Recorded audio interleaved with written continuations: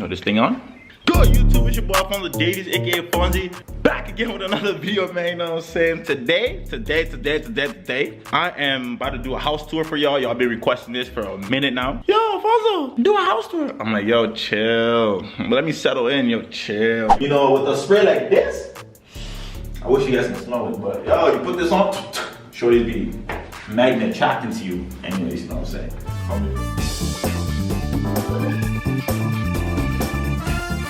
Bienvenue dans la quotidienne, Alphonso Davies, le petit crack du Bayern, s'est mis lui aussi à YouTube. Et faut avouer qu'il se débrouille pas trop mal. Bon, ça fait quand même 1 an qu'il a sa chaîne, hein. Il a même fait une vidéo dégustation de sushi. Voilà, sympa. Et ça s'enchaîne depuis plusieurs semaines avec Griezmann. Hein. On a eu le droit à Ozil aussi, qui fait un point sur sa vie. Hein. En même temps, ça commence à être sérieux là, attention. Mais évidemment, il fallait que le grand champion s'y mette aussi. Griezmann, on le prend ou on le laisse sur Fortnite? On le laisse sur Fortnite, hein. Oh, Zidane, j'ai pas vu Zizou, les gars.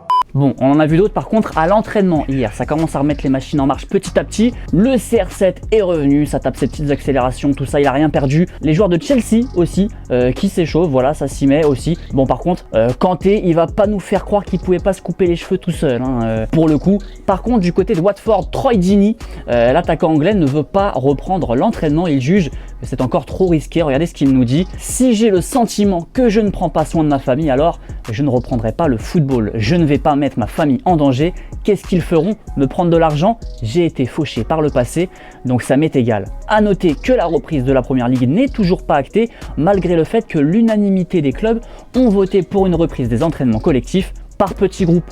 Toujours, hein, on fait attention, donc bon, on attend de voir. Allez, pause dans la quotidienne, petit détour en Bundesliga 2. Voilà, quand même, alors on sait pas comment réagir parce qu'on passe à côté d'un but d'anthologie, mais de l'autre côté, ça égalise dans les dernières minutes. Bon, le buteur, il s'en fout, il est super content. Ostabrek w tym meczu, dobry przerzut na lewą stronę. Farona Polito i co? I w ostatniej chwili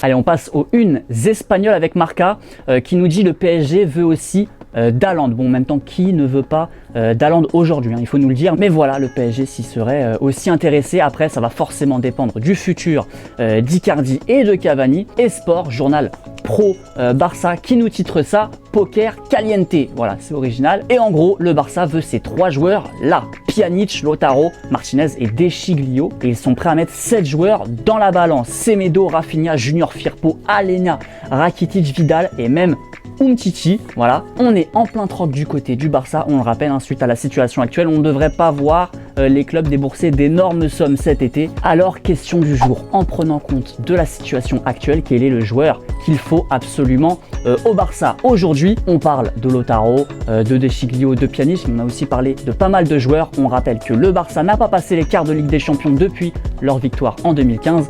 2 commentaires sélectionnés par Thomas vendredi. Et à l'OM, la situation s'éclaircit un petit peu. Voilà, le club a tenu à répondre hier avec un communiqué concernant les rumeurs envers Villas-Boas. Alors on nous dit que ce lundi 18 mai, l'OM a proposé une prolongation de contrat pour 2 saisons supplémentaires au Portugais, plus 1 année en option 6 qualifs en Ligue des Champions cette année-là, et qu'en 20 ans, seuls 3 entraîneurs ont bénéficié d'un engagement contractuel de 4 ans ou plus, Deschamps, Garcia et Villas-Boas. Donc, moralité, le club souhaite vraiment conserver le technicien portugais. C'est maintenant, vous l'avez compris, à lui de prendre sa décision. Et maintenant, les 2 commentaires sélectionnés par rapport à la question de lundi qui était: êtes-vous d'accord avec les propos de Giorgio Chiellini, à savoir si Mbappé est déjà meilleur que Neymar? Adam, toi tu penses que Mbappé est beaucoup plus constant et moins fragile, mais lorsque les deux sont à 100%, Neymar est meilleur. Toi Mathieu, tu penses que c'est pas comparable, hein? Neymar a plus un rôle de meneur de jeu, tandis que Mbappé a plus un rôle d'attaquant finisseur, pas meilleur, mais complémentaires. Merci à tous de nous avoir suivis dans cette petite quotidienne, c'était un plaisir de vous la présenter. Vous retrouvez, comme je l'ai dit tout à l'heure, Thomas vendredi dans la prochaine quotidienne. En tout cas, ça change pas, on se quitte toujours en images et en musique avec un joli but qui nous vient d'Estonie. Voilà, on essaie de toujours les chercher un petit peu plus loin, ces petits buts. Allez, à la prochaine et ciao.